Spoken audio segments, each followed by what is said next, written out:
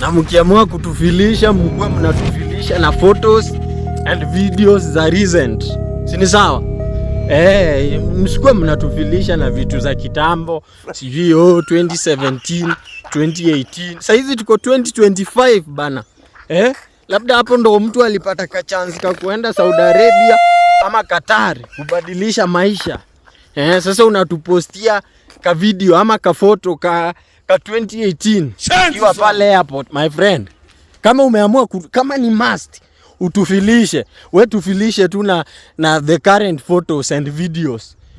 Sio vitu za kitambo. Sijui 2018 bana. Sasa hizi tuko 2025, that is 8 years down the line.